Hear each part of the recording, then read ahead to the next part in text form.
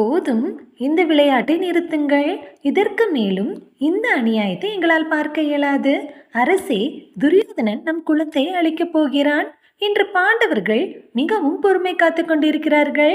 இந்த விளையாட்டு பாண்டவர்கள் மற்றும் கௌரவர்களுக்கிடையே பெரும் பகையை ஏற்படுத்திவிடும்.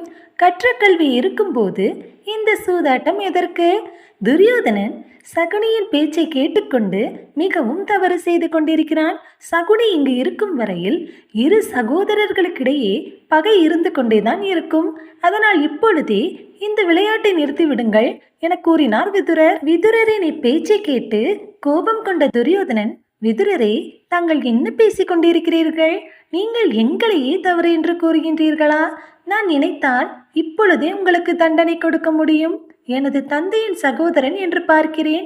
நாங்கள் என்ன செய்து கொண்டிருக்கிறோமோ அதை சரியாகத்தான் செய்து கொண்டிருக்கிறோம். நீங்கள் எங்களுக்கு நல்லது செய்யவில்லை என்றாலும் பரவாயில்லை.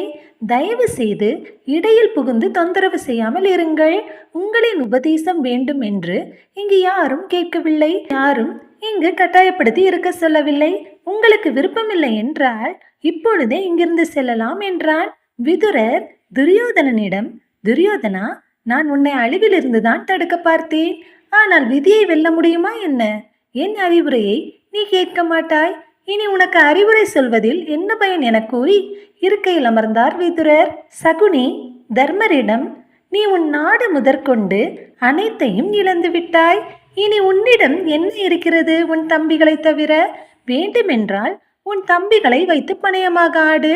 இதில் நீ வென்றால் அனைத்தையும் பெற்றுவிடலாம் என்றான். அப்பொழுது நகுலனும் சகாதேவனும் முன் வந்து, அண்ணா, தாங்கள் எங்களை பணயமாக வைத்து விளையாடி எல்லாவற்றையும் வெல்லுங்கள் என்றனர். தன் தம்பிகளின் பாசத்தை எண்ணி மகிழ்ந்த யுதிஷ்டிரன் தன் தம்பிகளை பணயமாக வைத்தான். தாயங்கள் உருட்டப்பட்டது. வென்றது துரியோதனன் தான். சகுனியும் துரியோதனனும் அளவற்ற மகிழ்ச்சி அடைந்தனர். சகுனி தர்மரிடம், தர்மரே, தங்கள் நகுலனும் சகாதேவனும் மாற்றாந்தாயின் புதல்வர்கள் என்பதால் பணயம் வைத்து தோற்றுவிட்டீர்கள். எதற்காக அர்ஜுனனையும் பீமனையும் தங்கள் பணயம் வைக்கவில்லை என தூண்டினான். தர்மர் சகுனியிடம், நாங்கள் நாட்டை இழந்தாலும் எங்கள் ஐவரையும் எவராலும் பிரிக்க முடியாது. அதனால் நான் என் தம்பிகள் பீமன் மற்றும் அர்ஜுனனை பணயமாக வைக்கிறேன் என்றான். தாயங்கள் உருட்டப்பட்டது. இம்முறையும் துரியோதனனை வெற்றி கண்டான். வெற்றியில் ஆரவாரம் செய்தான். சகுனி தர்மரிடம், தர்மரே, தாங்கள் தம்பிகளையும் இழந்து விட்டீர்கள்.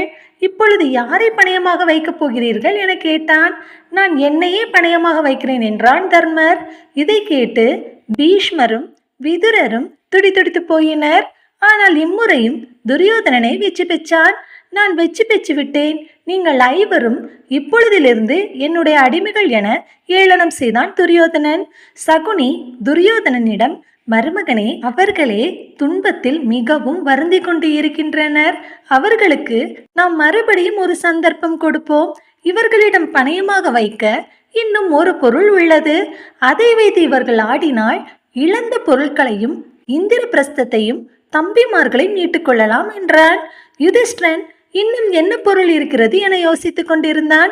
சகுனி தர்மரிடம், தர்மரே, தங்களுக்கு இன்னும் புரியவில்லையா? உங்களிடம் இன்னும் மிச்சம் இருப்பது திரௌபதி தான். நீ அவளை பணயமாக வைத்து ஆடினால் இழந்த அனைத்தையும் பெறலாம். இந்த சந்தர்ப்பத்தை ஒரு முறைதான் கொடுக்க முடியும். அதனால் இதை நழுவ விடாதே என தூண்டும்படி பேசினான். துரியோதனனுக்கு சகுனியின் திட்டம் நன்கு புரிந்தது. துரியோதனன் சகுனியிடம், மாமா அவர்களே, உங்களின் யோசனை அருமையாக உள்ளது. தர்மரே, இம்முறை நீ வென்றால் இழந்த அனைத்தையும் நீ பெற்றுக்கொள்ளலாம் என துரியோதனனும் தூண்டும் வகையில் பேசினான். தர்மர் யோசித்தான். திரௌபதியை பணயமாக வைத்தால் அனைத்தையும் திரும்ப பெறும் வாய்ப்புள்ளது. இதை பயன்படுத்தி நிச்சயம் வெற்றி பெற வேண்டும் என நினைத்தான். அதனால் திரௌபதியை பணயமாக வைக்க சம்மதித்தான். இதை கேட்டு அவையில் இருந்த அனைவரும் அதிர்ச்சி அடைந்தனர். திருதராஷ்டிரனும் இதற்கு மறுப்பு எதுவும் தெரிவிக்கவில்லை.